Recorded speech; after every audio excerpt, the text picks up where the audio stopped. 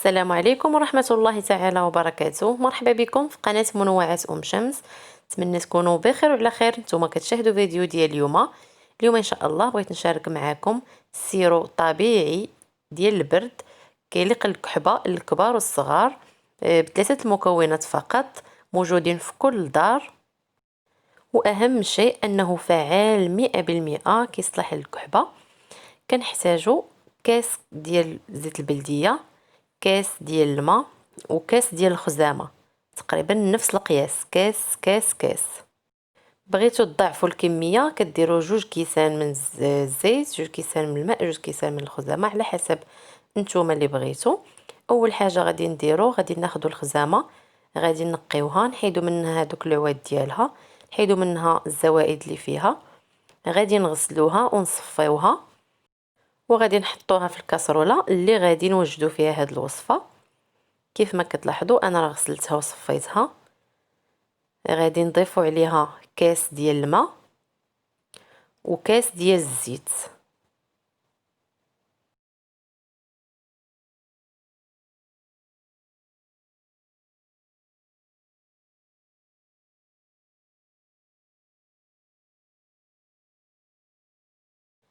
غادي نحط الكاسرونه ديالي فوق البوطه، غادي نخلطها مزيان وغادي نخليها حتى تغلى. نتوما غادي تلاحظوا معايا الطريقه ديال الطياب ديالها.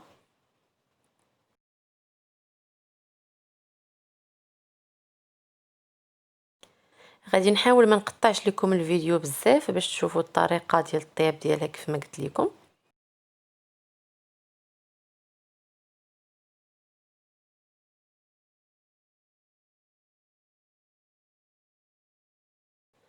انا متاكده الا جربتوا الوصفه ما عمركم ما غادي تستغنوا عليها بحالي.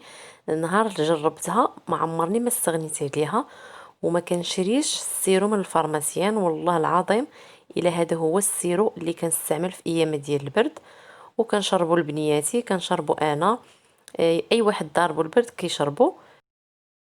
كيصلاح كيف ما قلت لكم الكحبه الا ما بغاش تحيد منا، هذا راه فعال كيحيدها 100%.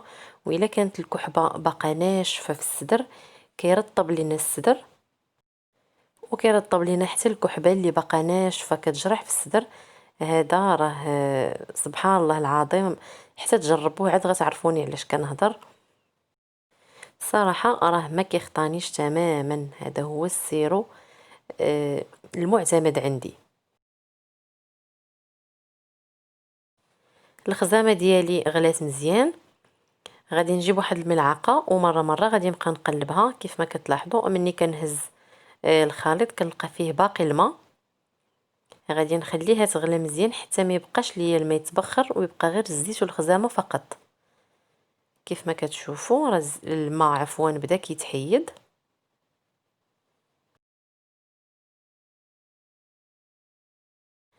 باش تعرفوا الماء راه باقي في الخليط، مني كنهزو بالملعقه بحال هكا تيبان لينا الماء وسط الزيت. مني غادي يتحيد لينا الماء واخا غادي نهزو، غنبقى نهزو الزيت فقط، ما غيبقاش هذاك الماء.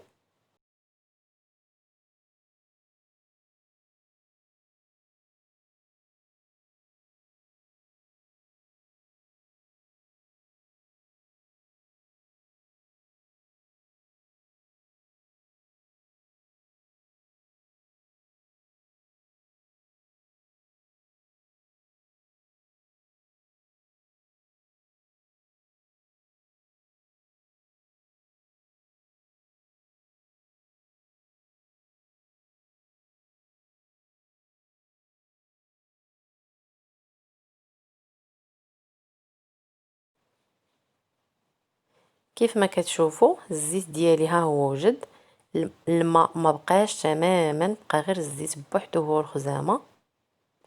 صافي دابا غادي نطفي عليه، غادي نخليه حتى يبرد شويه غير يدفى، وندوزو باش نصفيو هذاك الزيت.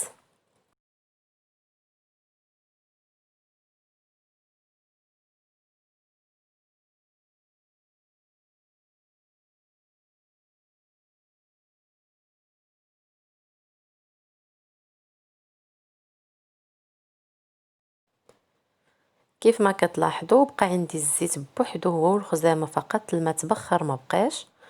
والوصفه راها صحيه، راه ماشي الزيت كنقليوه، ما كنقليوهش، كيكون معاه الماء، مني كيتحيد الماء صافي كنطفيو البوطه، ما كنزيدوش هذاك الزيت نبقاو نقليو فيه بوحدو. غادي نجيب واحد الصفايه وغادي نبداو نصفيو في الخزامه ديالنا والزيت، ونوركو على هذيك الخزامه حيت كتبقى شاده لينا الزيت، نوركو عليها نسقطروها مزيان.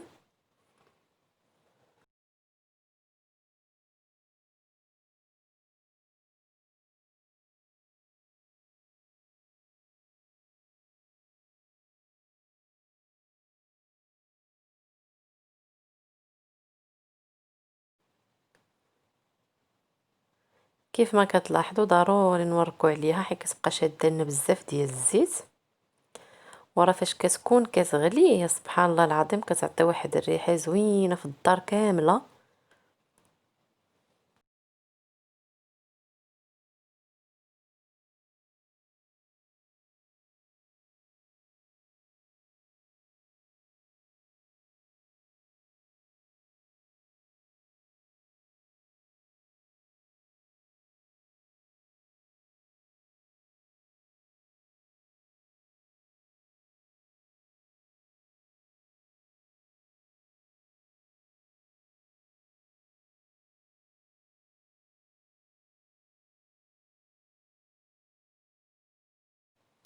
الزيت ديالي وجدات، واخر مرحله هي غادي نزيد تقريبا واحد 2 معالق صغار ديال السكر الثقيل اولا السكر كلاصي. انا ما متواجدش عندي، ضفت غير السكر حبيبات. غادي نبقى نخلط حتى ندوبو مزيان في هذاك الزيت. كيف ما كتلاحظوا الكميه ديال الزيت راه تقريبا نفس الكاس اللي درنا في الاول هو اللي حصلنا عليه دابا. وبالنسبه للسكر اللي زدت اولا السكر الثقيل، الدور ديالو فقط كيحيد لينا هذاك المروره ديال الخزامه من الزيت. تقدروا تستغناو على السكر الا ما بغيتوش ديروه. غادي نجيب واحد القرعه ديال السيرو، غسلتها مزيان ونشفتها، غادي ندير فيها داك الزيت اللي وجدنا.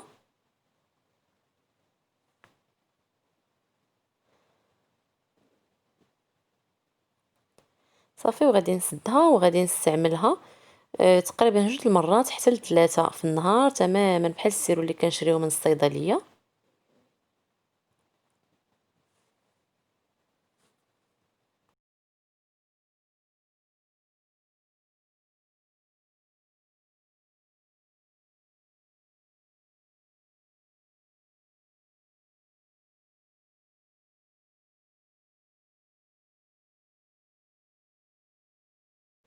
السيرو ديالي ها هو وجد، يمكن ليا نحتفظ به في الثلاجه اولا خارج الثلاجه بحال. كيف ما قلت لكم 3 المرات اولا 2 المرات في النهار كافيين. كنتمنى تجربوا هذا السيرو حيت فعلا كيستحق التجربه وكينفع بزاف مع هذا البرد، والخزامه اصلا سخونه كتسخن لينا الصدر ديالنا. الى عجبتكم وصفه اليوم ما تبخلوش عليا بتعاليقكم وبتشجيعاتكم بحال دائما المزيد من التشجيع، وكنقول لكم مع السلامه الى فيديو مقبل باذن الله.